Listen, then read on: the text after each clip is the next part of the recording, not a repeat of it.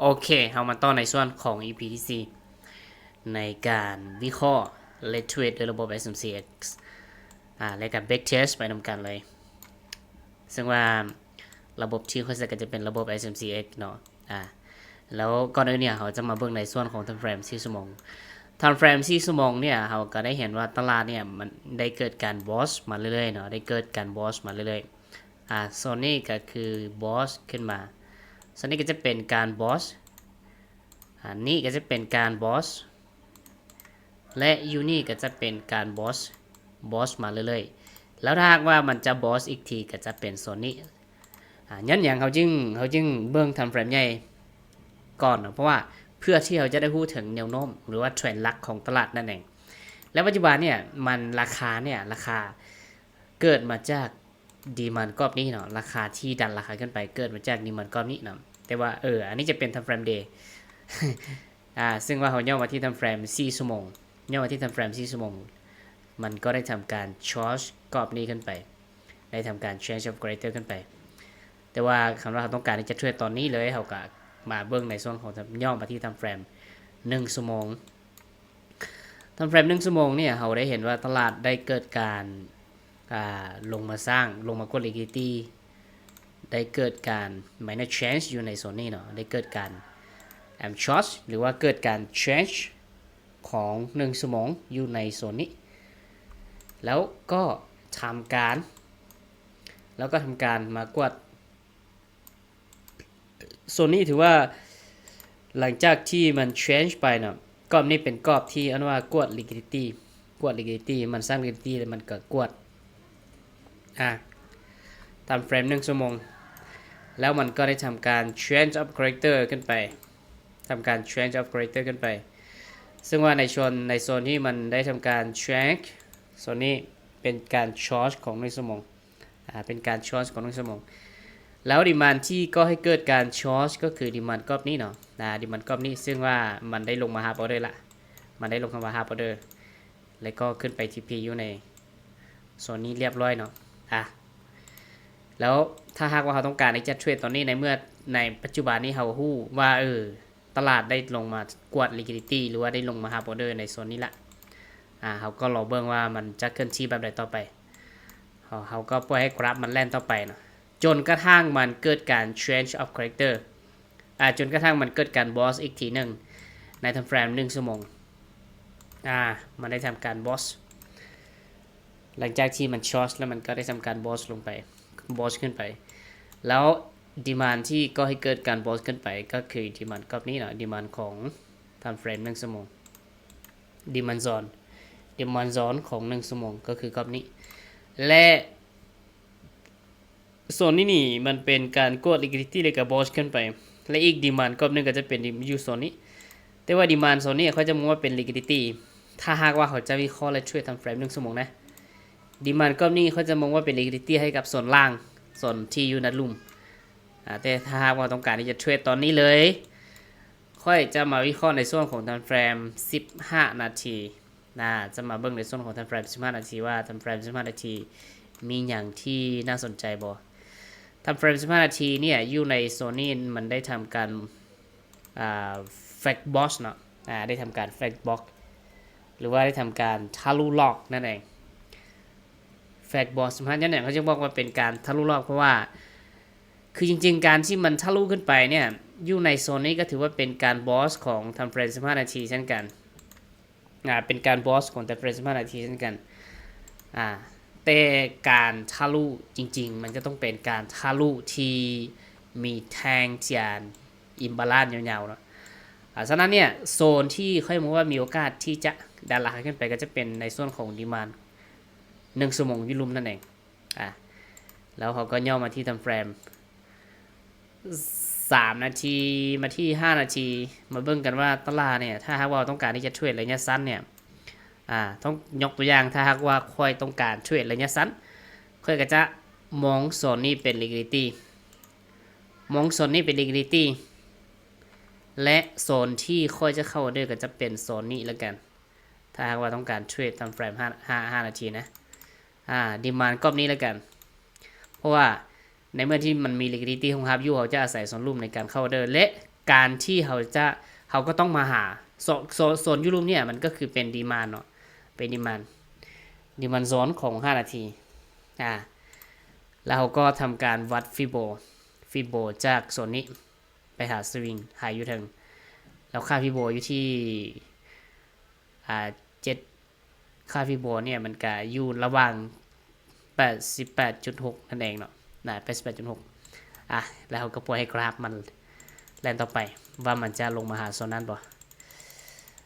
เขาจะบ่วาง pending order เด็ดขาดเนาะค่อยย่อมาที่3นาทีก็จะบ่วาง pending order เด็ดขาดโอเคในเมื่อที่กราฟเนาะมันบ่ได้ลงมาหาโซนยุลุ่มเนาะสิ่งที่ค่อยจะเฮ็ดก็คือค่อยจะตีชนไลน์ลงมาแบบนี้ตีชนไลน์ลงมาแบบนี้ปุ๊บเป็นรูปแบบเป็นแพทเทิร์นของสามเหลี่ยมหรือว่า falling wedge นั่นเองแล้วจะเห็นว่ามันได้ลงมาทำการ break แล้วก็ไม่ได้ change อยู่ในกรอบนี้เนาะแสดงว่าในกรอบทำเฟรม5นาทีเนี่ยกรอบนี้เป็น liquidity แล้วมันได้ลงมากวาดเรียบร้อยแล้วโซนที่มันกลับโตแท้ๆเนาะ5นาทีเขาจะมาเบิ่งในโซนนี้ขึ้น boss ของ5นาที 5M เป็นการ boss ที่ค่อนข้างที่จะบ่ค่อยชัดเจนปานใดและ liquidity ก็คือ demand กรอบนี้เนาะ liquidity มันได้ทำการลงมากวาด liquidity เรียบร้อยกวาด liquidity แล้วมันมากับโตในโซนของ demand weak zone กรอบนี้ของไซเทียนแท่งสีแดงกรอบนี้ demand weak zone ของ5นาทีของ 5M ของทำเฟรม5นาทีแล้วก็เบิ่งในทำเฟรม3นาทีในทำเฟรม1นาทีในทำเฟรม1นาทีสิ่งหนึ่งที่ค่อยเห็นได้ชัดเจนก็คือมันได้ทำการเกิด amp charge minus change amp chargeมันได้ทำการเกิด amp charge ฉะนั้นเนี่ยโซนที่เขาจะเข้าออเดอร์เนี่ยก็คือโซนนี้เนาะเป็น demand ที่มันสร้างขึ้นใหม่กรอบนี้ demand ของ1นาที demand zone 1นาที1นาที1 amp ในเมื่อที่มันเกิดการ change of character ในกรอบ time frame ย่อยและค่อยกะวาง pending order อยู่ในโซนนี้ในโซนของ SL กับยูลุ่มประมาณนี้แล้วค่อยจะย่อมาที่ทำเฟรม5นาทีเหมือนกันว่ามันจะมาหาออเดอร์ของเขาบ่และในส่วนของ TP นี่ก็จะไฮเก้าตัวนี้เลยเพราะว่าเขาเทรดในทำเฟรมย่อยเขาก็ต้องเขาเทรดในทำเฟรมย่อยเนาะเขาจะบ่ว่าจะบ่ถือออเดอร์ยาวหลายเพราะว่ากราฟเนี่ยมันบ่ได้มากับตัวในโซนที่ชัดเจนหรือว่าในโซนในกรอบใหญ่ในโซนทำเฟรมกรอบใหญ่เบิ่งตัวจริงว่ามันจะลงมาหาออเดอร์บ่เบียวตัวไปในทำเฟรม5นาทีในเมื่อที่กราฟมันบ่ได้ลงมาหาออเดอร์เนาะและมันได้ทำการบอสขึ้นไปอันนี้จะเป็นการบอสของ5นาที 5M 3M เป็นการบอสของ 3M แล้วในเมื่อที่มันมีการบอสขึ้นไปนะครับก็มาหาดีมานด์ที่ก็ให้เกิดการบอสคือจริงๆโซนนี้ควรเป็น liquidity เนาะในการช่วยในระบบ SMCX แต่ว่าค่อยจะไซส์ดีมานด์กรอบนี้แล้วกันในการเข้าออเดอร์ก็จะใส่ดีมานด์กรอบนี้แล้วกันดีมานด์ที่ก็ให้เกิดการบอสของ3ดีมานด์โซนของ3นาทีมีโอกาสสูงที่จะ SL และค่อยกระวางเป็น1ออเดอร์ไว้โซนนี้SL กับยุลุมของโซนนี้เลยเพราะว่าต่อให้เขาจะ SL ก็ตามนะเขา SL น้อยแต่เวลาที่เขากำไรมาเขาจะได้กำไรหลายโอเคแล้วก็ปล่อยให้กราฟมันไหลโอ้ my god ขึ้นไปเลยเขาแจ้งอย่างบ่ปิดออเดอร์เนาะโอเคถือว่ามันได้ลงมาหาออเดอร์แล้วมันก็ขึ้นไป เบิ่งว่าเขาจะ TP บ่โอเคเอาได้นี่ TP ไปเนาะเอาได้นี่ TP ไปถือว่าดีมานโซนนี่ได้ผลเนาะดีมานก็นี่เป็นดีมานของ3นาทีที่มันก็ให้เกิดการบอสขึ้นไปคุณสมบัติของดีมานกรอบนี้มันสำคัญอะไรก็คือ1มันได้ทำการสร้าง liquidity รอไว้อยู่liquidity ก็คือกรอบนี้ในเมื่อที่มันมี liquidity รอไว้อยู่แสดงว่าดีมานกรอบนี้น่าสนใจในการที่ตลาดจะกลับมาฮับออเดอร์ตลาดจะกลับมาฮับออเดอร์และก็ในส่วนของ TP เนี่ยเขาก็วางไว้ระดับนี้เลยวางใกล้ๆเลยเพราะว่าเขาเทรดทำเฟรมย่อยเนี่ยถ้าหากว่า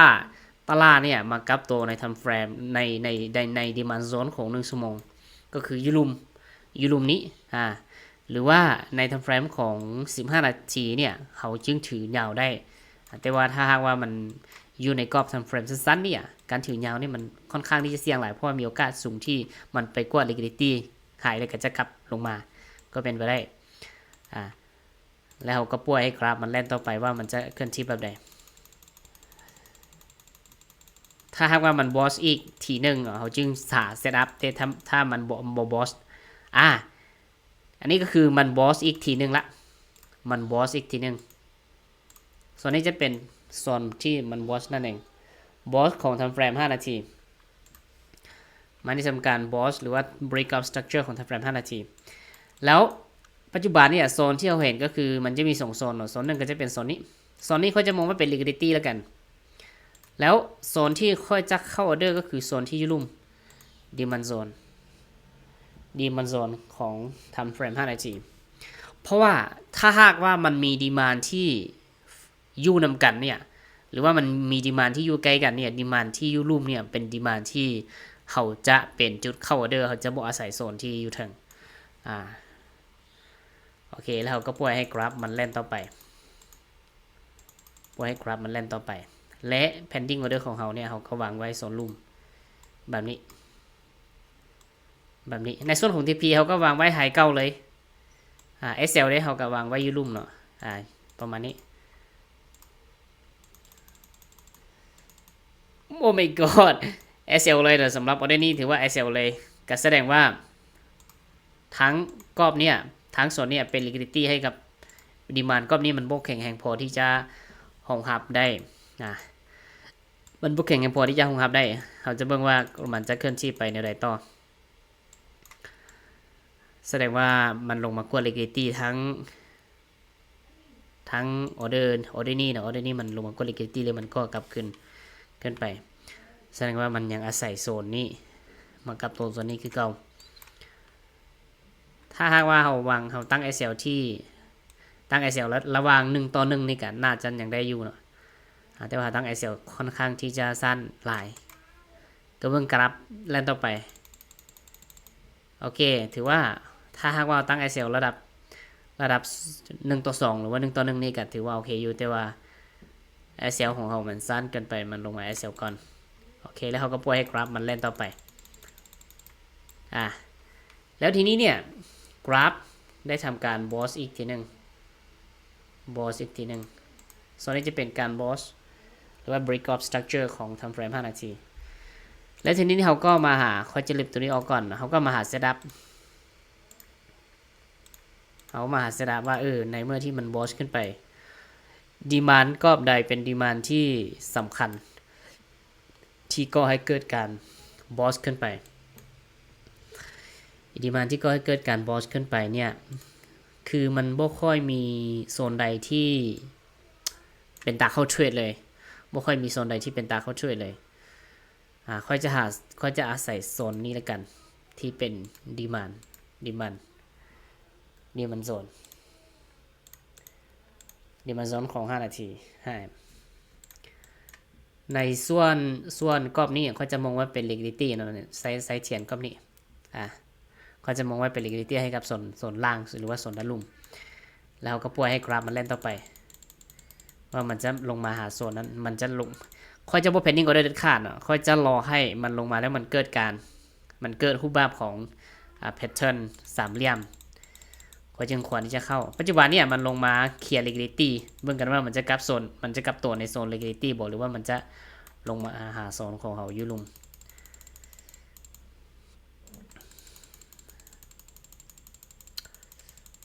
บางทีมันน่าจะไปเลยก็เป็นไปได้เนาะทำเฟรม5 นาทีโอเคถือว่ามันได้ทำการบอสอีกทีหนึ่งในเมื่อที่มันได้ทำการบอสอีกทีหนึ่งเนี่ยแสดงว่าโซนรูมนี่เขาจะบอสไซส์แล้วเนาะเขาจะไปไซส์โซนเทิงแทนโซนที่อยู่เทิงแทนโซนนี้กับเขาจะบอสไซส์และกรอบนี้ค่อยกับจะบอสไซส์คือกันกรอบนี้ค่อยกับจะบอสไซส์คือกันแล้วเขาจะมาเบิ่งว่ายูเทิงนี่มันมีโซนใดที่น่าสนใจโซนที่หนึ่งก็คือโซนนี้แต่ว่าโซนนี้ค่อยมองว่ามีโอกาสที่มันจะทึกเคลียร์สูงและโซนที่2เนี่ยโซนที่สำคัญที่ค่อยมองว่ามีโอกาสสูงที่จะเป็นโซนในการเข้าได้ก็คือโซนนี้โซนนี้ดิมันโซนของ5 นาทีเขาจะเขียนว่าดิมันโซน 5M และในส่วนของเซนทรัลไลน์ตัวนี้เขาจะมองเป็น liquidity แล้วกันในทำเฟรม5 นาทีนะและค่อยก็จะเบิ่งว่ากราฟมันจะเคลื่อนไหวแบบใดก่อนค่อยจะบอกเข้าออเดอร์จนกว่าเราจะเห็นเซตอัพที่ชัดเจน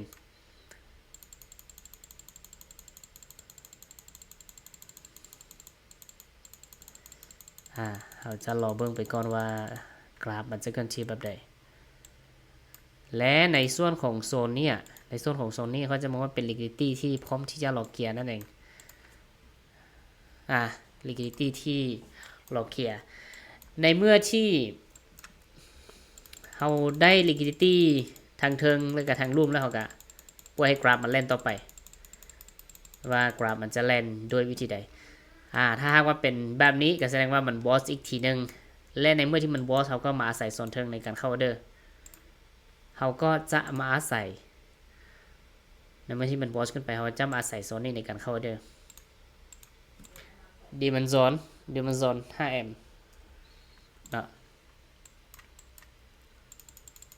โอเคหลังจากที่มันทงคำนี้ขึ้นไปยังต่อเนื่องเลยอันเนี้ยถือว่าเป็นการบอสอีกทีหนึ่งบอสของไทม์เฟรม5 นาทีส่วนกรอบนี้ค่อยมองว่าเป็นถือว่าเป็นการกด liquidity แล้วกันเพราะว่ามัน liquidity sweep แล้วกันเพราะมันบ่ค่อยที่จะสวยงามปานใดแล้วโซนนี้ยังมองว่าเป็น liquidity ที่ให้กับโซนที่อยู่ด้านลุ่มเบิ่งว่ามันจะลงมาหาโซนดีมานด์ของเราบ่ขึ้นไปยังตัวนึงมีโอกาสถ้าหากว่าในเมื่อที่มันขึ้นไปยังตัวนึงแบบนี้ถ้ามันได้เทลงมาบ้านใดนี่ลงมาแหงเด้อกราฟพฤติกรรมของกราฟแล้วก็ขึ้นไปยังตัวนึงเป็นการกวด liquidity ขึ้นไปยังตัวนึงที่เรียกว่า overbought แล้วกัน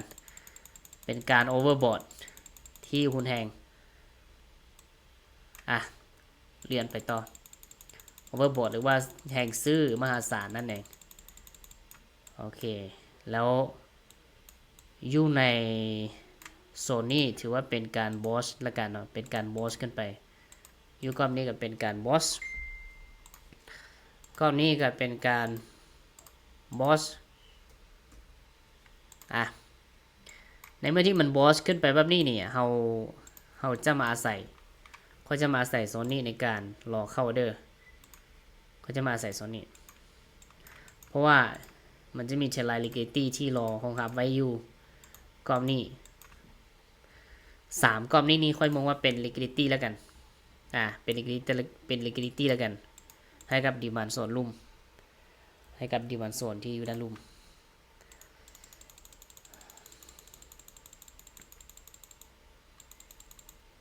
โอเคมันเป็น liquidity ไปแล้วเขาก็บอกเขาจะเข้าก็ต่อเมื่อในเมื่อที่มันลงมา liquidity sweep เนาะลงมา liquidity sweep ปุ๊บสัญญาณในการคอนเฟิร์มการเข้าออเดอร์ของเราก็คือให้มันเกิดการ change of character ใน time frame 1 นาทีถ้ามันสามารถที่จะ change of character am charge กรอบนี้ได้เขาจึงหาส่วนในการเข้าเดือเบิ่งตัวจริงว่ามันจะเกิดการ charge ได้บ่ปัจจุบันนี้เขาอยู่ใน time frame 1 นาทีเด้อถ้ามันลงโต้เขากับบ่เข้าแต่ถ้ามันสามารถที่จะ charge ปัจจุบันนี้มันลิ้นอยู่ในกรอบนี้เนาะแสดงว่า demand zone นี้ค่อนข้างที่จะมีผลค่อนข้างโซนนี้จะเป็น liquidity แล้วกันมันมากับตัวในโซนนี้กับตัวในโซนนี้ก็ถือว่าโอเคได้อยู่แล้วสิ่งหนึ่งที่เราเห็นได้ชัดเจนก็คือเราเห็นว่ามันลงมาปุ๊บมันได้ทำการลงมาสร้างจุดโลที่สูงขึ้นถ้าหากว่ามันสามารถที่จะ change of character ค่อยจึงจะเข้าออเดอร์ change of character ใน time frame 1 นาทีก็จะเข้าออเดอร์ค่อยสามารถที่จะตีกราฟลงมาแบบนี้เนาะตีกราฟลงมาแบบนี้และสิ่งที่เขาเห็นก็คือเขาเห็นว่ามันได้ break ขึ้นไปละมันได้ทะลุกรอบนี้ขึ้นไปละมันได้ทะลุโซนนี้ขึ้นไปละแต่เขาจะเข้าออเดอร์จนกระทั่งมันเกิดการ change of character มัน change of character แบบไหนโอเคในเมื่อที่มันเกิดการ change of character ในกรอบ time frame ย่อย1 นาทีที่เขาเรียกว่าเป็น am charge ของ1 นาทีค่อยจึงมาหา setup ในการเข้าเทรดก็คือ order pending เนี่ย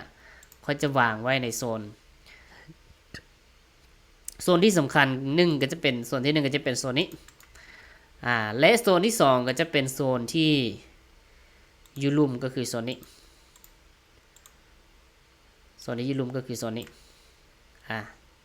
แต่ว่าค่อยจะอาศัยโซนยูเทิงแล้วกันแต่ว่าเขาจะไว้ SL ที่ค่อนข้างที่จะยาว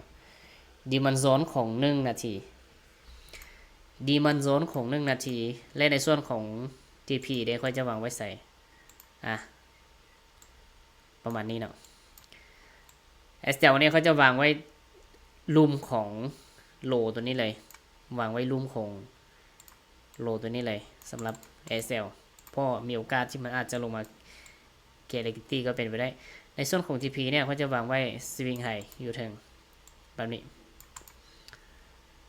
ก็จะวางไว้ swing high อยู่เทิงโอเคเราก็มาเบิ่งกันว่ามันจะมาหาออเดอร์ของเราบ่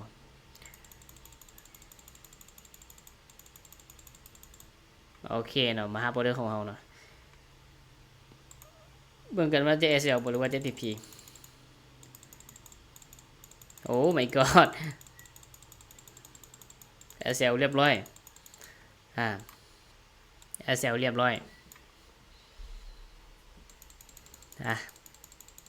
ปล่อยให้มันไปต่อเพื่อที่เราจะหาเซตอัพในการเทรด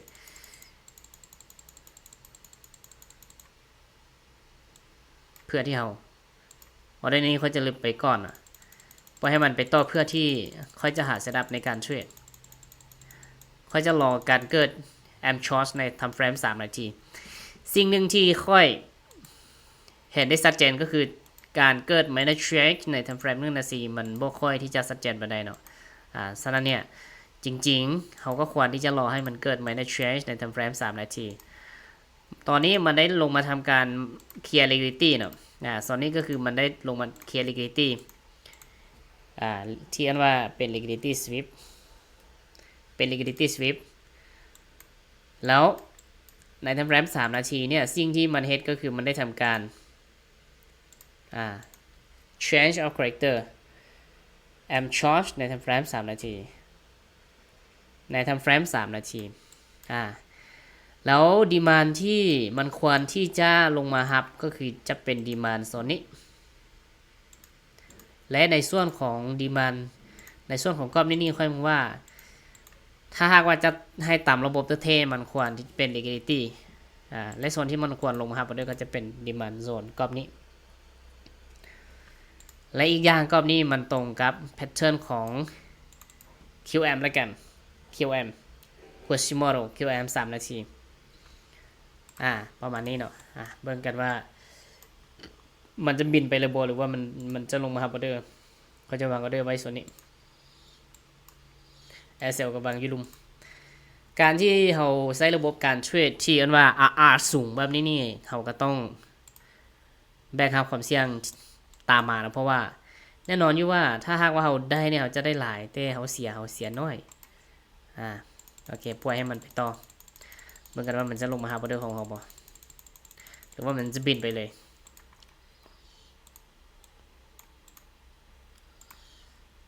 บินไปเลยเขาก็ปล่อยให้มันเคลื่อนที่ต่อไปนะเขาจะบ่ซีเรียสจนกระทั่งมันสามารถที่จะบอสไปต่อได้ถ้าหากว่ามันยังบ่ทันได้บอสเขาก็อย่างยึดมั่น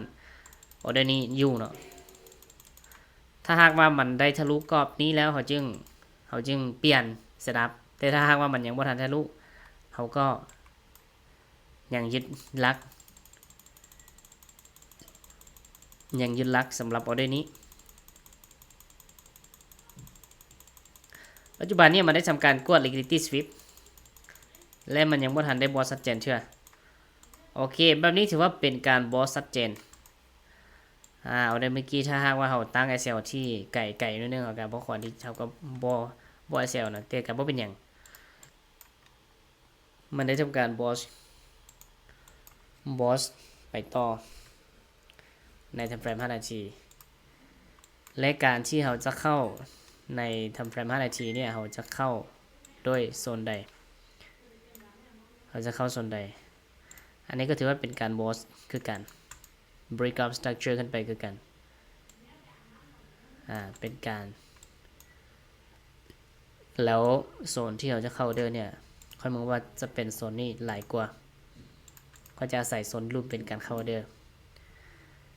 และโซนนี้เขาจะมองว่าเป็น liquidity ที่พร้อมรอกวาดให้กับโซนที่อยู่ด้านลุ่มหรือว่า2ก้อนนี้อาจจะเป็น liquidity เลยกับเป็นไปได้แล้วเขาก็รอให้กราฟมันเคลื่อนที่ไปต่อ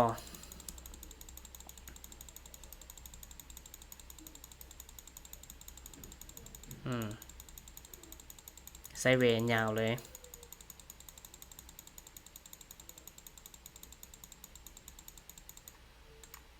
โอเคแล้วก็มาที่3นาทีแสดงว่าดีมานด์โซนเนี่ยมันค่อนข้างสำคัญเนาะดีมานด์โซนนี้มันค่อนข้างสำคัญ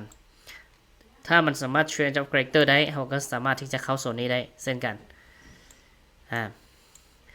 ดีมานด์ของกรอบนี้กรอบที่ค่อยบอกว่าเป็น liquidity ค่อยจะเบิ่งเป็น liquidity เนี่ยมันก็ค่อนข้างสำคัญเพราะว่าเวลาที่กราฟมันลงมาพอโซนนี้ปุ๊บมันดูเหมือนว่าจะบ่ยอมขึ้นเนาะแต่ว่าเขาก็มันอาจจะเป็นเพียงสัญญาณลอกก็เป็นไปได้นะเขาจะต้องเบิ่งว่ามันมีการ change of character หรือว่าเกิดการ change ของ3นาทีบ่ถ้า change ได้เขาจึงเข้าเนาะchange ได้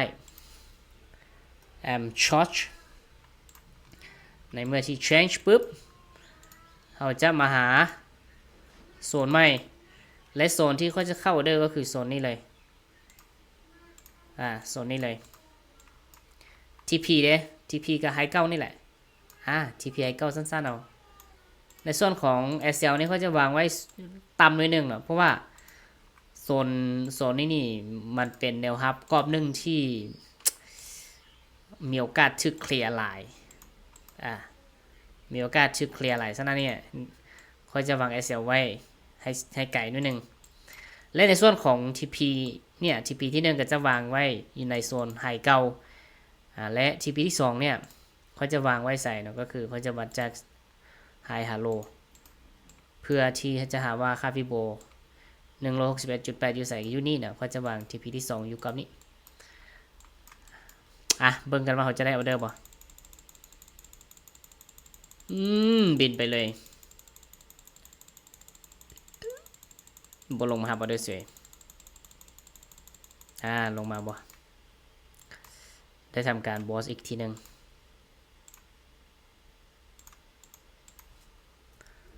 บอสอีกออเดอร์ของเขาเนี่ยเขายังบ่ทันปิดนะเขาจะรอให้กราฟเนี่ยมันไปก่อน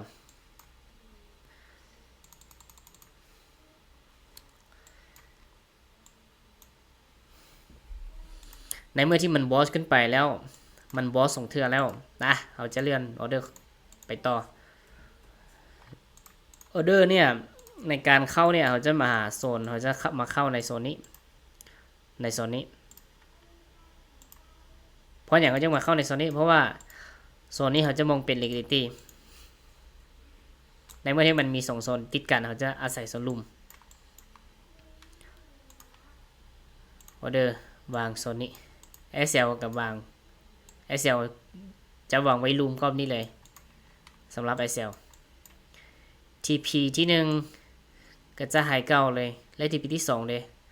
ก็จะวางไว้แถวไหน TP ที่2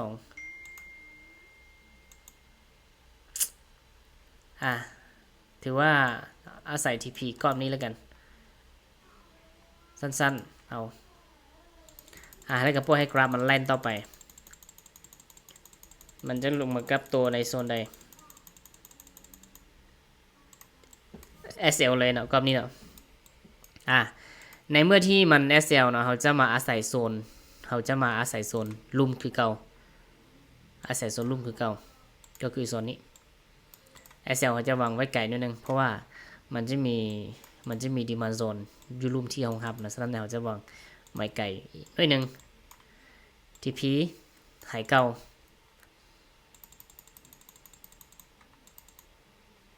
ลงมาย่างต่อเนื่องเลยในเมื่อที่มันลงมาย่างต่อเนื่องแบบนี้เขาจะเปลี่ยนเซตอัพการเข้าจากในเมื่อที่มันเกิดการ change โซนนี้เป็นการ change am charge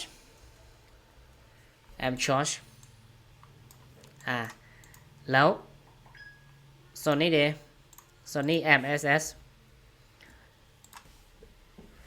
ฉะนั้นเนี่ยในเมื่อที่มันเกิด am charge นะเขาก็มาหาโซนว่าจุดที่ก็ให้เกิดการ change of character คือโซนใดค่อยมองว่าเป็นโซนนี้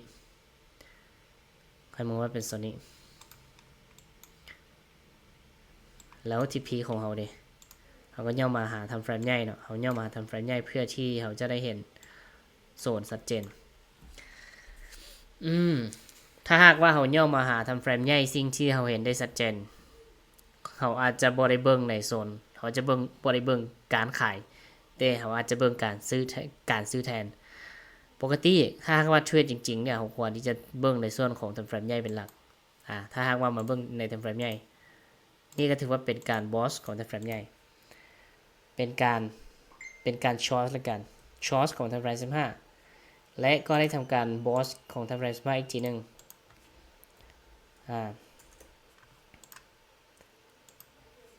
บอสของทำเฟรม15อีกทีนึงและโซนนี้เป็น liquidity โซนนี้เป็น liquidity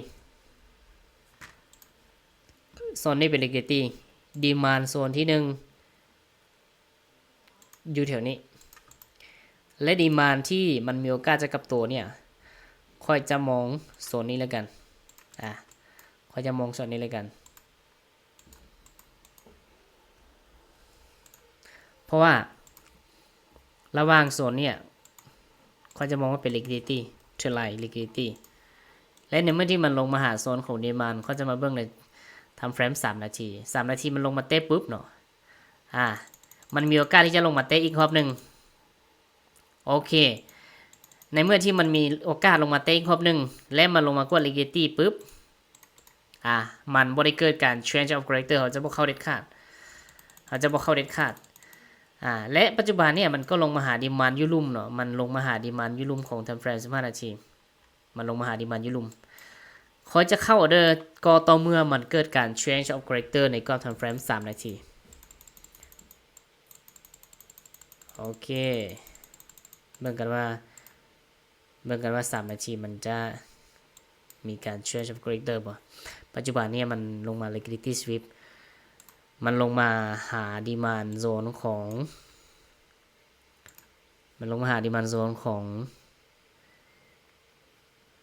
เดี๋ยว1 ชั่วโมงโอเคค่อยเห็นละโซนนี้มันเป็นดีมานด์โซนของบอส1 ชั่วโมง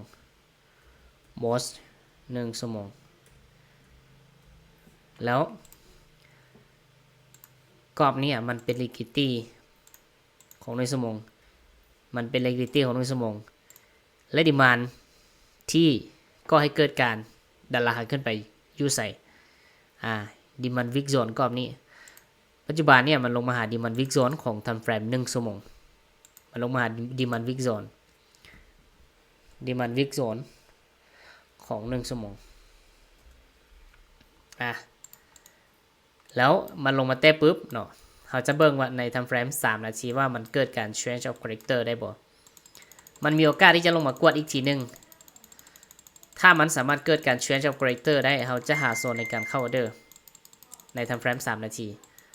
โอเคถือว่ามันเกิดการ change of character ใน time frame 3 นาทีเป็นที่เรียบร้อย am charge ในเมื่อที่มัน charge แล้วเขาจึงมาหาโซนเนาะโซนหนึ่งก็จะเปลี่ยนโซนนี้ส่วนในกรอบนี้จะเป็น liquidity มีโอกาสเป็น liquidity แต่ว่าโซนอันนี้จะเป็นโซนที่1และโซนที่2เนี่ยโซนที่2เนี่ยเขาจะมองว่าเป็นโซนนี้แล้วกันเขาจะมองเป็นโซนนี้แล้วกันฉะนั้นค่อยจะวาง pending order จริงๆถ้าหากว่าต่ำต้องให้ตามระบบจริงๆเนี่ยต้องเป็นกรอบยูรุมเนาะต้องเป็นกรอบที่ยูรุมแต่ค่อยจะอาศัยกรอบนี้ในการเข้าเดินและ SL เขาจะวางไว้ยูรุมเลยเพราะว่า TP นี่ค่อยต้องการให้มันไปยาวเนาะในการช่วยทำเฟรม1ชั่วโมง TP เนี่ยเขาก็ต้องการให้มันไปยาวอยู่แล้วRR ของเขามันจะหลายกว่าในการช่วยทำเฟรมย่อยส่วนเขาอยากรู้ว่ามันสิไปฮอดใส่นะเขาก็วัดจากฟิโบจากเทิงลุงลุ่มTP ที่2ค่อยจะวางไว้ในโซนค่าฟิโบ 111.8 ประมาณนี้ถือว่า R หลายเติมเนาะเบิ่งกันว่ามันจะลงมาหาออเดอร์บ่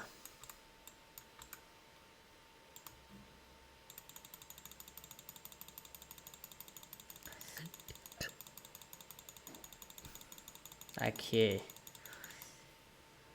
เขาจะย่อมาที่ time frame ของ5 นาที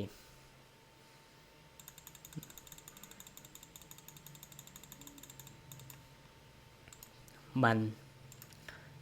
ไปต่อบอสไปต่อในเมื่อที่มันบอสไปต่อเขาพูดว่ามันบอสไปต่อแล้วเขาก็มาใส่ดีมานด์กรอบใหม่ดีมานด์กรอบใหม่เนี่ยจะเป็นดีมานด์กรอบนี้เนาะดีมานด์กรอบนี้ดีมานด์กรอบนี้แล้ว SL เนี่ย SL เขาก็เลื่อนขึ้นมาแบบนี้เนาะ SL ก็เลื่อนขึ้นมาแบบนี้เพราะว่ามันบอสลงมาหาโซนยูรุมมันลงมาหาโซนดีมานด์กรอบนี้มันก็ขึ้นไปโอเคเขาก็ปล่อยให้มันไปต่อเขาจะย่อมาที่ทำเฟรมของ15 นาทีเนาะเบิ่งกันว่ามันจะลงมาหาออเดอร์ได้บ่โอเคปัจจุบันนี้มันลงมาหาออเดอร์แล้วก็ปล่อยให้มันแล่นต่อไป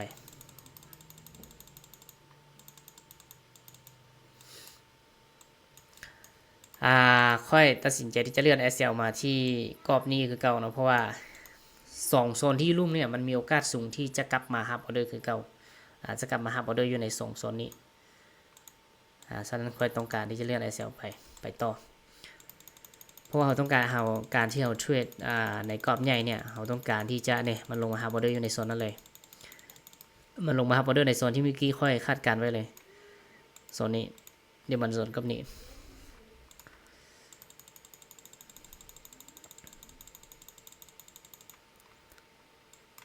แล้วเราก็ปล่อยให้มันแล่นต่อไป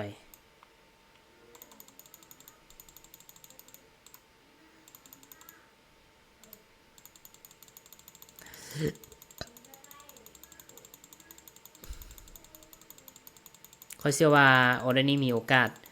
TP 97%เนี่ย TP ที่1สำเร็จมาเบิ่ง TP ที่2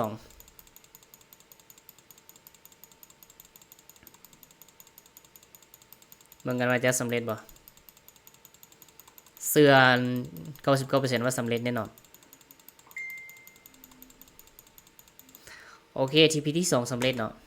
การเทรดกับประมาณนี้ระบบที่ค่อยใช้เนี่ยเป็นระบบที่เขาเทรดในสิ่งที่เห็นเขาจะบ่ได้วาง pending order เด็ดขาด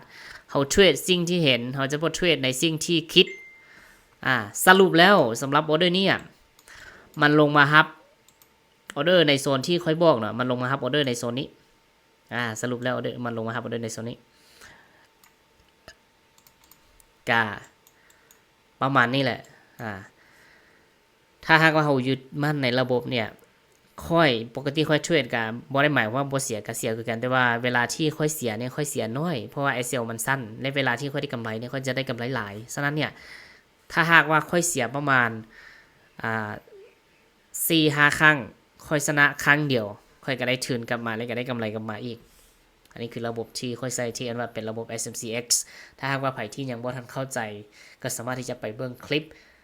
EP 1ขึ้นมาค่อยเชื่อว่าจะเฮ็ดให้เข้าใจหลายขึ้นคลิปนี้ก็จะจบเพียงเท่านี้